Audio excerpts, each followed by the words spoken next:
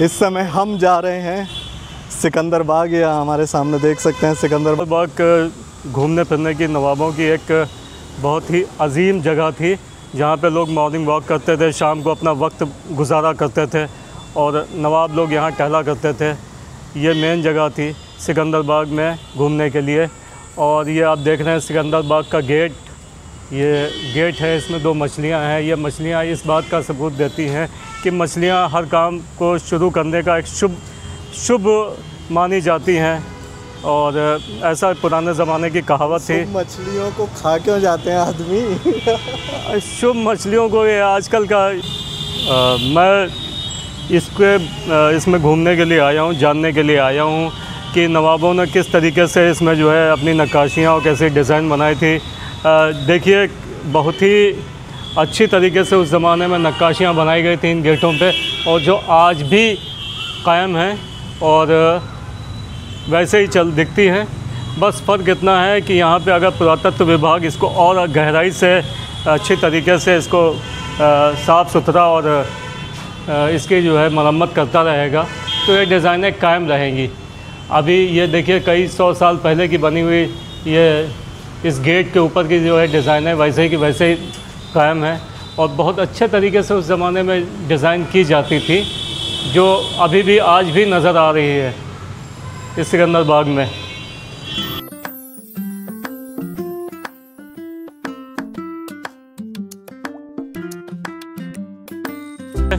जो काफ़ी खूबसूरत बना हुआ है, और इसमें जाहिर सी बात है नवाब लोग हाथी वगैरह से आते होंगे, बहुत सारी चीज़ों से आते होंगे, या नवाब के जो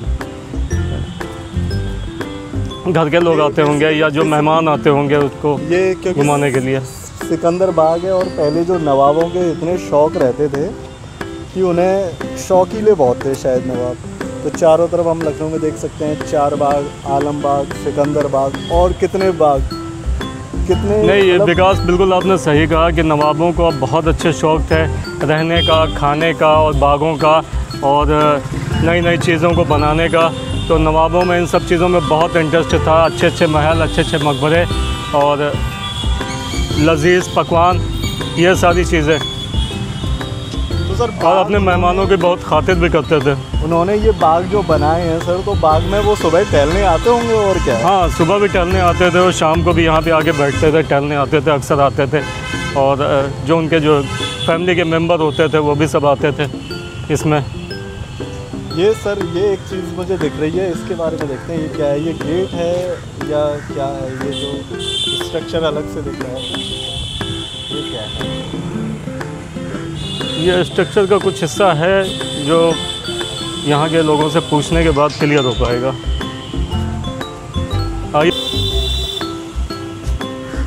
अरे, ये मुझे याद आ गया। ये है उनके होगा जब 1857 में अंग्रेजी हुकूमत के खिलाफ भारतीय लोगों की क्रांतियाँ शुरू हुई थी। उस समय जितने भी लोग थे जो रजवाड़े थे, या अवध में जितने भी कौन कौन राजा थे उस समय, असफुद्दौला, जितने भी हैं सारे। आसिफुद्दौला तो वाजिद अली शाह के दादा हुआ करते थे। तो सर, उस समय हुआ क्या था कि 2000 सैनिक अंग्रेज़ों के खिलाफ इस बाग में छुपे हुए थे। ये बाग अभी तो छोटा है, लेकिन ये बहुत बड़ा होगा। हाँ। तो अंग्रेज़ों को भनक लगी कि उनके खिलाफ कुछ ना कुछ प्लानिंग की जा रही है यहाँ। तो ब्रिटिश रेजिडेंसी यहाँ से 5-6 किलोमीटर दूर है। तो उन्होंने इस बाग को चारों तरफ से, इसके 3 गेट, मैंने जितना पढ़ा है कि 3 गेट थे इसके, तो चारों तरफ से, तीनों गेटों की तरफ से घेर के बंदूकें चलाई गई, लोगों को मारा गया। और जो ये अभी हमने फ़ोटो देखा ऊड़ा देवी, ये किसी पेड़ पर आदमी की ड्रेस पहन के ये छुप के गोलियां चला रहे थे, अंग्रेज़ों को मार रही थी। अंग्रेज़ों को समझ ही नहीं आ रहा था कि गोलियां चल कहाँ से रही। बिल्कुल सही बात है। तो ये वो है ऊड़ा देवी, उनका ये लगा हुआ है स्मारक। इतिहास में ऊड़ा देवी एक महान योद्धा भी मानी गई हैं, और इनके जो है, इन्होंने अंग्रेज़ों को जो है याद दिला दिया था कि कैसे जो है देश के नागरिक जो हैं, ये देश में किसी भी तरीके की। ऊड़ा देवी, और ये दलित कम्युनिटी से बिलोंग करती थी। इनके जो पतिदेव थे वो महाराजा के साथ वो थे, लड़ते थे अंग्रेज़ों के खिलाफ। लेकिन उनकी मृत्यु के पश्चात जब जो हजरत बेगम थी, कौन सी थी? बेगम हजरत महल। बेगम हजरत महल, उनके साथ इन्होंने लड़ाई के लिए साथ आ गए कि हम भी लड़ेंगे। बेगम हजरत महल के साथ में रही और बहुत कुछ इन्होंने जो है बेगम हजरत महल का सपोर्ट और सहयोग किया इन्होंने, जो इतिहास में हमेशा याद रखा जाएगा। 1857 की गदर में 36 अंग्रेज़ों को मारकर शहीद हुई वीरांगना उदा देवी, यानी कि इन्होंने 36 लोगों को अंग्रेज़ों को मारा था। बिल्कुल बिल्कुल सही बात है, जिसको जो आप इस पे देख सकते हैं। ये अभी चारों तरफ से इन्होंने कवर किया हुआ है, शायद सिक्योरिटी पर्पस से कि कोई तोड़े ओड़े ना। बिल्कुल बिल्कुल। इसके पीछे देखते हैं सर, अब क्या है ये कुछ लिखा हुआ है। 1857 के उन 2000 से अधिक शहीदों की पावन स्मृति में, जिन्होंने इस स्थल पर ब्रिटिश साम्राज्य के विरुद्ध संग्राम में प्राण न्यौछावर किए। 2000 लोगों को बताओ सर, ऐसे ही मार दिया गया। यहाँ पे हाल फिलहाल में जल की उचित व्यवस्था है, फ्रीज़र लगा हुआ है ठंडा पानी के लिए।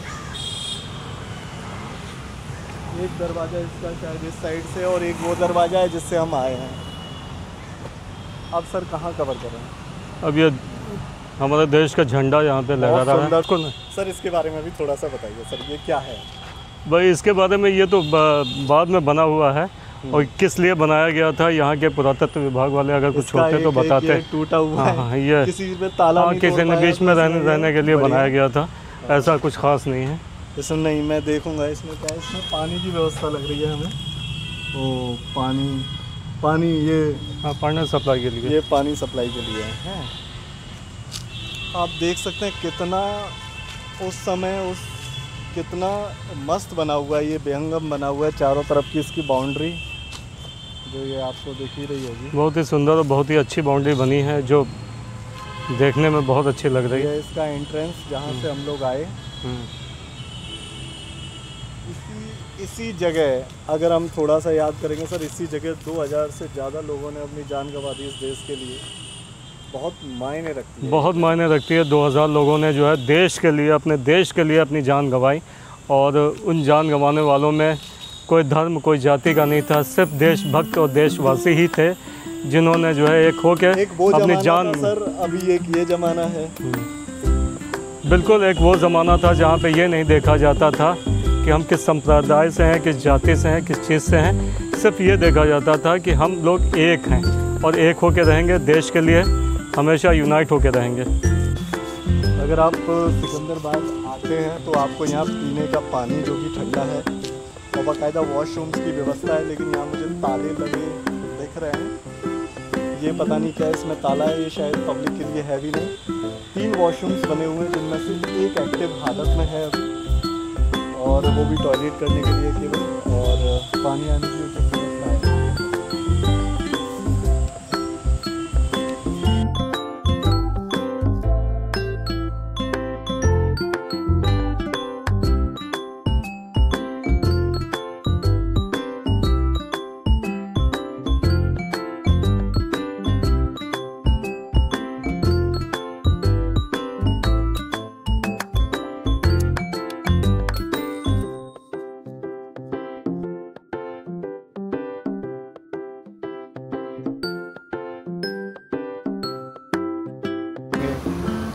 अंकल जी दैनिक जागरण जस्ट चौराहे पे आगे जूस पिलाते हैं।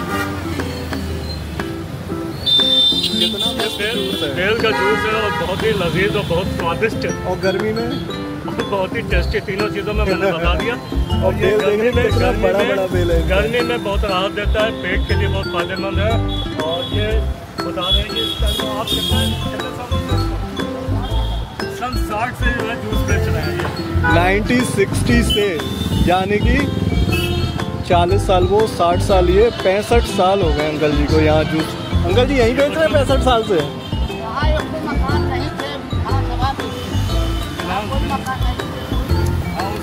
विधानसभा थी तो विधानसभा के पास ही बेचते। अंकल का जो बेल रखा हुआ है इसका साइज़ देख के ही पता चल रहा है, और 65 साल से अंकल इसी बिजनेस में। लेकिन जो जूस दे रहे हैं अंकल,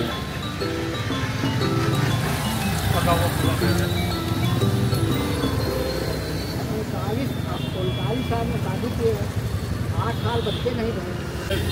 जूस की लाइन लगेगी। जूस की क्वालिटी देखिए एकदम ऐसा,